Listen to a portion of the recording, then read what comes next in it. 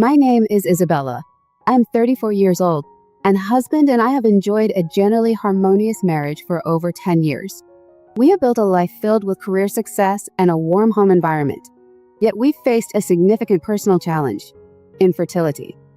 Due to a medical condition, I am unable to conceive, which was a devastating blow. We had envisioned a family-filled future, with children's laughter echoing through our home, and spent many hours planning for a life that now seemed out of reach. As we grappled with our infertility, we experienced a gamut of emotions from denial and anger to a grudging acceptance. Despite the emotional turmoil, we were not easily dissuaded. We tried numerous fertility treatments, which were physically and emotionally draining, and even explored alternative and experimental options. However, each attempt ended in disappointment, reinforcing the painful feeling of inadequacy and loss. Coming to terms with the fact that we would not have biological children, we considered adoption. Yet, the complexity of the adoption process in our state, combined with our demanding careers as a corporate lawyer and a front-end developer, made us reconsider. The bureaucratic hurdles, long waits, and the prospect of being less than present parents led us to a tough realization. Perhaps, we pondered, we were not meant to be parents in the traditional sense. This epiphany was hard to accept, but it guided us to a decision to remain childless and instead focus our nurturing energies on supporting needy children in our community, a fulfilling alternative that still allowed us to make a meaningful impact. Complicating matters further, husband's sister faced her own struggles. After a tumultuous divorce from an abusive and alcoholic husband akin to the villains of every dramatic Lifetime movie, her children needed stability and support, which we tried to provide. However, as they grew older, the challenges with her sons intensified, testing the limits of our capacity to help. This blend of personal trials and external responsibilities has created a complex tapestry of emotions and decisions. As we navigate these trying times, the insights and experiences of others who have faced similar situations would be invaluable in helping us find a path forward that honors our values and commitments. Sister-in-law's divorce was hardly straightforward, and it left her in a precarious position, struggling to make ends meet while caring for her 3 young children. The child support she receives is insufficient, barely enough to cover basic utilities, let alone the full costs associated with raising 3 kids. To manage, sister-in-law juggles 2 jobs, teaching by day and cleaning at night. But it's a constant struggle. Witnessing her efforts, my husband and I felt compelled to step in and help fund her children's education, believing it could significantly better their future prospects and offer them opportunities that might otherwise be beyond their reach. Among sister-in-law's children, Sophia, the eldest at 26, stands out as the beacon of hope and success. From the moment we began supporting her education, Sophia has fully embraced every chance for advancement. She was always a diligent student, but free from financial pressure, she excelled even further. She graduated high school as valedictorian, earned a full scholarship to a prestigious university, and thrived there, achieving Dean's List status every semester and securing internships at notable companies. Now, she's flourishing in her career at a leading multinational company. Sophia remains deeply appreciative of the help we provided. She even treated us to dinner to celebrate her first major promotion, eager to give back in gratitude for the support she received. Her progress and gratitude fill us with immense pride and make the challenges with her brothers somewhat more bearable. Then there are the boys, John and Luca, who present a different story. They were curious and bright as children, John with a penchant for math and intricate Lego constructions, Luca with his artistic talents, always sketching and inventing stories. However, as teenagers, they seem to have lost that early spark.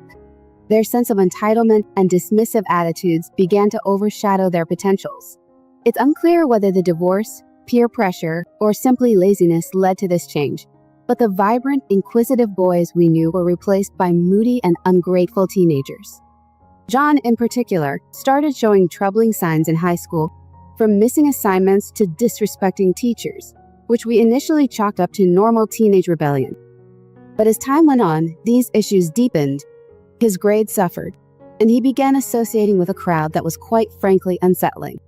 Husband and I attempted numerous interventions, trying to understand his challenges and guide him. But every discussion ended with John nonchalantly assuring us he had everything under control. Sister-in-law, overwhelmed by her own struggles, often minimized the issues, hopeful that it was just a phase. The real conflict arose when John graduated from high school. When we sat down to discuss his future plans, expecting to talk about college choices or potential majors, John stunned us by rejecting college altogether. Instead, he demanded the college fund in cash to start an online business. His proposal was vague, a platform for influencers, he said, without any solid plan, market research, or clear understanding of the business landscape.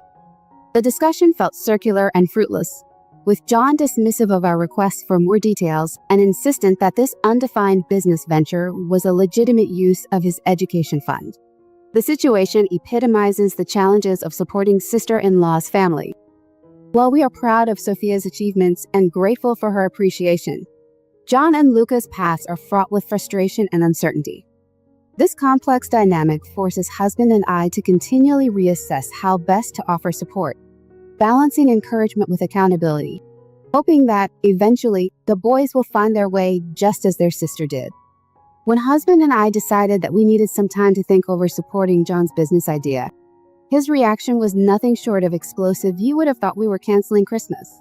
He immediately started pressuring us incessantly for the money, acting as if it was owed to him. His sense of entitlement was astonishing. After enduring weeks of this relentless badgering, we firmly stood our ground.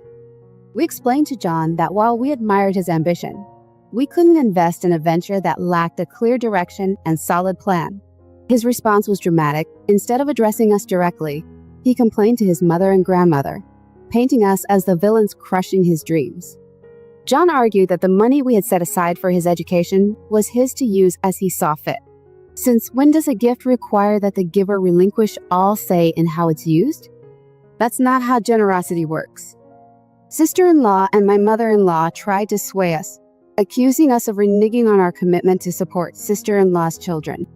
They seemed to believe that supporting someone's education meant handing over cash for any half-baked idea. My mother-in-law, bless her, always had a blind spot for her grandchildren, seeing no fault in them ever. The guilt trips escalated to dramatic levels, including tearful phone calls and lengthy emails that accused us of tearing the family apart. There was even a PowerPoint presentation imploring us to invest in John's so-called business future. It was utterly exhausting. Thankfully, husband remained steadfast, clarifying that while we supported John's aspirations, we would not finance his vague business dreams. However, we reiterated that our offer to cover his college tuition was still available should he choose to pursue formal education. You'd think that would have settled the matter, but no. I later discovered that in a misguided attempt to help, my mother-in-law sold off family heirlooms, antique jewelry, vintage furniture, even a cherished family painting to fund John's venture. As expected, the business, if it ever existed, fizzled out, and the money disappeared without a trace. John was back to depending on his mother in no time. I try not to dwell on being right, but it's hard not to feel a touch of vindication after all the drama. Following this debacle, our interactions with John became tense and uncomfortable. He avoided us at family gatherings, sulking and sending resentful glares our way. It felt like dealing with a sullen teenager, except this teenager was legally an adult. However, as spring arrived, John came back to us, apologies in hand, and expressed a newfound interest in attending college. Perhaps the harsh realities of independence had finally dawned on him, or maybe he had simply run out of money. Despite my reservations, we decided to give him another chance and paid his college tuition, hoping he had matured a bit. Unfortunately, from the moment he started college, John's attitude towards us shifted dramatically. He became distant and barely civil, a stark contrast to the friendly, chatty boy we once knew. Any attempt to engage with him about his classes or personal life was met with grunts or defensive accusations. It was clear that in John's view, we were nothing more than idioms expected to provide financial support without any say in his life. The warm, loving relationship we once shared was replaced by cold formality and thinly veiled resentment. Now, let me tell you about Luca. If John is challenging, Luca is a whole other level of difficulty. Unlike John, who can at least feign civility, Luca doesn't bother with pretenses. He's openly rude and seems to revel in provocation. Growing up, Luca was the wild child. He was defiant, would talk back to teachers, and seemed to view rules as optional. Sister-in-law's lenient parenting didn't help, often excusing his behavior as miscommunication or sensitivity, leaving the rest of us to deal with the consequences. Recently, we attended his 15th birthday dinner at sister-in-law's invitation, against my better judgment. As expected, the evening was awkward, marked by John's cold indifference and a palpable tension. The evening was undeniably uncomfortable. Sister-in-law fluttered around, pretending everything was normal, while Luca reveled in the attention like a self-satisfied prince. However, the night took a shocking turn when Luca decided to take center stage in the most appalling manner. Out of nowhere, this 16-year-old boy, whom we had supported for years, looked directly at me and said, "How could a husband find you attractive when you're mid and ugly?" The room fell silent, and then, to my horror, laughter broke out. Sister-in-law, my mother-in-law, and even John found humor in his words. Only husbands seemed to grasp the inappropriateness and hurtfulness of the comment. Before I could fully process what had happened, Luca doubled down on his rudeness, adding, "It's hard to believe anyone could find you attractive." It felt like a clever joke to him, but to me, it was a punch to the gut. Husband, bless him, turned a shade of red I had never seen before. For a moment, I thought he might actually throw Luca out. He demanded an apology from Luca, but instead of showing any remorse, Luca defended his remarks as a mere attempt to lighten the mood. "It was just a joke," he said with an eye roll, questioning why we were so sensitive and couldn't take a bit of teasing. The worst part was when husband looked to sister-in-law for support, hoping she would intervene and discipline her son for his blatant disrespect. Instead, she shrugged it off as if Luca had merely commented on something trivial like the weather. I could see the conflict on sister-in-law's face. She knew Luca had crossed a line, but she's always struggled with confrontation, especially with her kids. It's as if she fears that setting boundaries would make them stop loving her. So, she lets them behave as they wish, regardless of the consequences. That was it for husband. In a voice that could freeze lava, he declared we were leaving and that we wouldn't engage further until we received an apology for the disgraceful behavior. As we walked out, I saw Luca and John exchanging grins, clearly enjoying the drama they had caused. I managed to maintain my composure until we left, not wanting to give them the satisfaction of seeing how deeply they had hurt me. But inside, I was a mess. That night, I cried myself to sleep, feeling betrayed by the very family we had tried so hard to help. For a week after the birthday debacle, we heard nothing from sister-in-law or the boys. It seemed they hoped that ignoring the situation would make it disappear. Then, 7 days later, I came home to find sister-in-law and my mother-in-law in our living room arguing with husband. They were there to apologize, but it was clear they were more concerned about keeping the financial support flowing than genuinely addressing Luca's behavior. Sister-in-law began making excuses as soon as she saw me. "He's just a kid," she said, as if being 19 excused his lack of basic decency. "You know how boys are at that age, they say things without thinking." My mother-in-law added, "He didn't mean any harm. It was just a joke that didn't land well." I was stunned by their ability to minimize the incident. It was as if they were discussing a toddler who had said something embarrassing, not a nearly grown man who had deliberately insulted me in front of the entire family. Sister-in-law claimed they had scolded Luca after we left, and that he felt guilty. But interestingly, Luca was nowhere to be seen. He was supposedly too guilty to face me and apologize in person. He wanted to come, sister-in-law said, avoiding my gaze. But he had a thing with friends. He feels terrible, really. The excuses were laughable. "He's just a raging teenager who doesn't know his boundaries," they said. Since when is being a teenager a free pass to be a complete jerk? If he doesn't know his boundaries at 15, then someone has seriously failed at parenting. I felt my blood pressure rising with each pathetic excuse. So I made it clear. Luca feels so terrible about what he did that he couldn't bother to come here and apologize in person. And you think that's okay? Sister-in-law at least looked embarrassed. "He's working on expressing his emotions better," she mumbled. "He expressed them pretty clearly at the party, didn't he?" I retorted. My mother-in-law, trying to smooth things over, patted my arm and said, "What's done is done. Let's just put this behind us and move forward as a family." I looked at husband, hoping he'd back me up. He nodded slightly, conveying his anger but his willingness to keep the peace. Fine, I said, but this is the last time. If anything like this happens again, we're done. No more financial support. No dinners, nothing. Are we clear? They nodded, relieved to have dodged a bullet. But as they left, I couldn't shake the feeling that this wasn't over, not by a long shot. Despite my reservations, we processed John's next semester fee. I knew the cycle might not be broken, but we had to give them one last chance to right their wrongs. We felt obliged to continue supporting John through college, clinging to the hope that maybe this environment would be the wake-up call he needed to pull himself together. For a time, things seemed to stabilize. John was engrossed in his studies, and Luca was, well, Luca, but at least he wasn't openly disrespectful to my face anymore. We settled into an uneasy truce, marked by a kind of Cold War but punctuated with passive-aggressive Facebook posts. I tried to engage with John, inquiring about his classes and how he was adjusting to college life. His responses were cool and distant, but he was at least communicating, which felt like a small victory. Then came the midterm grades. Husband and I had made it clear that our financial support was contingent upon John maintaining a certain GPA. It wasn't an unreasonable demand. We weren't expecting straight A's, just tangible evidence that he was taking his studies seriously. When we broached the subject of his grades, John was evasive, blaming tough professors and unclear expectations. After much prodding, he finally admitted that he was failing 2 classes and barely passing the others. I was furious not just at the grades, but at his casual dismissal of our concerns. It seemed he expected us to continue funding his education with no questions asked. What happened? You were doing so well in high school, I pressed. John simply shrugged and said, "College is different, it's harder." Husband asked if he had considered tutoring or speaking with his professors.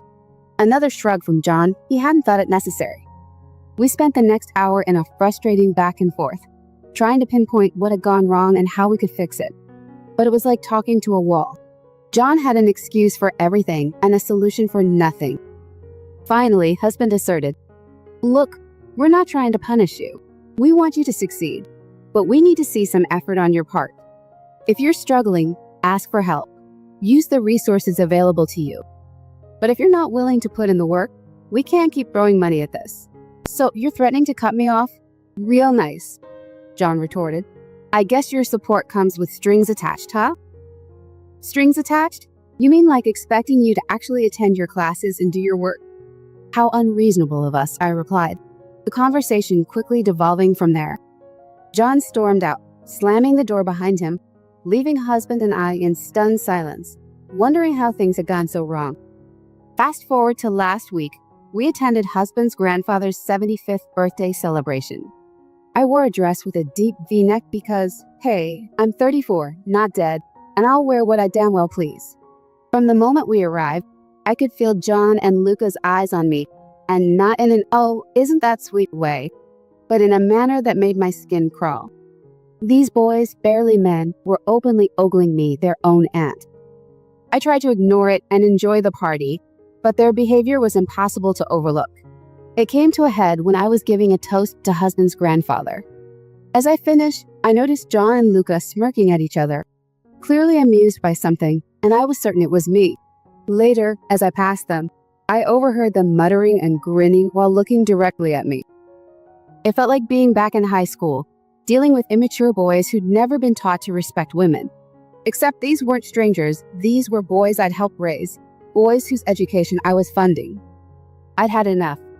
I confronted them on the spot, asking what was so funny. They froze, caught off guard by my directness. John tried to play it off, claiming they were just chilling and their amusement had nothing to do with me. I warned them to watch their behavior and turned to leave. That's when I heard it. I whipped around, and suddenly they were all apologies and denials. Luca started babbling about seeing something on his phone, while John tried to gaslight me, suggesting I'd misheard due to the music. I lost it. I was ready to slap some sense into them when husband intervened. By then, the whole family had gathered, turning it into a he said, she said situation. John denied everything. Luca changed his story, and sister-in-law and my mother-in-law looked at me like I was the one causing problems. I know what I heard, I said, and I'm sick of this behavior. We've done nothing but try to help you, and this is how you repay us. Sister-in-law, ever ready to defend her precious boys, chimed in. Come on, you're overreacting. They're just kids having fun. Kids? I laughed. John is 21 years old. He's not a kid, he's an adult who should know better. And Luca's not far behind. We didn't want to ruin the celebration, so we let it go for the moment. But the rest of the evening was tense and uncomfortable. I could feel sister-in-law and my mother-in-law's eyes on me, judging me for daring to call out their boys' behavior. As we were leaving, my mother-in-law pulled me aside. You know, she said, maybe if you dressed more appropriately, the boys wouldn't act like this. I was stunned. Excuse me? She gestured vaguely at my dress. You're not as young as you used to be, dear. Perhaps it's time to dress your age. I couldn't believe what I was hearing. Not only was she excusing the boys' behavior, but she was blaming me for it, as if my choice of dress justified their disrespect. I dress for myself, I said, not for anyone else's comfort. And if you think that's an excuse for their behavior, then you're part of the problem. We left with a clear understanding. If anything like this happened again, we were done. No more financial support. No more family dinners, nothing. We needed to make it clear that we were serious, and their behavior had to change. When I pointed out how their behavior was justified by my choice of attire, I realized they were part of the problem. I walked away before she could respond. How had things deteriorated so drastically? How had the family we tried so hard to assist turned against us so completely? The following morning, Sophia called, having heard about the incident. She was livid on my behalf. I can't believe they'd act like that, she said, appalled by their disregard after all the husband and I had done for them. She suggested I completely sever financial ties with the boys, a thought that had already crossed my mind. You don't owe them anything, she insisted. They're old enough to face the consequences of their actions. That night, husband and I revisited everything that had transpired, from John's failed business endeavors to Luca's harsh words and the recent upsetting events. We concluded that we had indulged their entitled behavior long enough. These boys clearly didn't respect us or value the support we had extended. Why should we continue to fund their futures when they showed such blatant disregard for basic decency? Here's where we stand.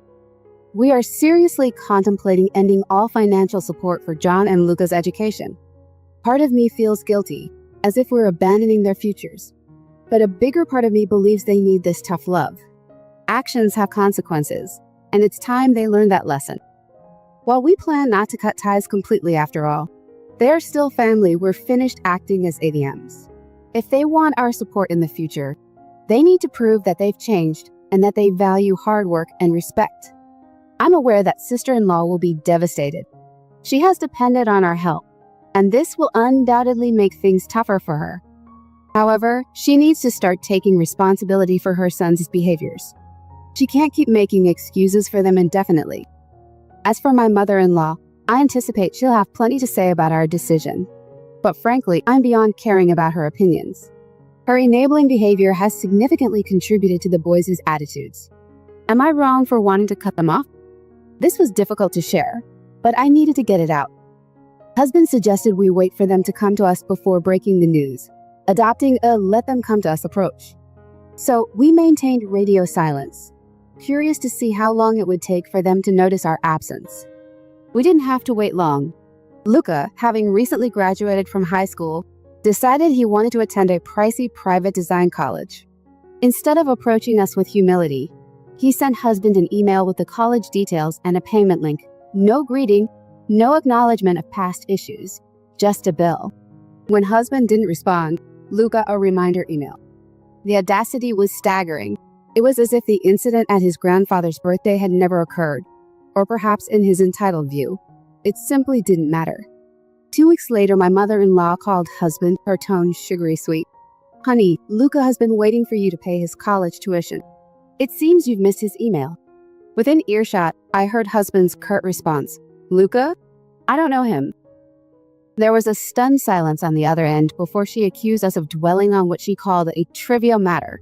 Husband firmly stated we had decided to cut them off completely.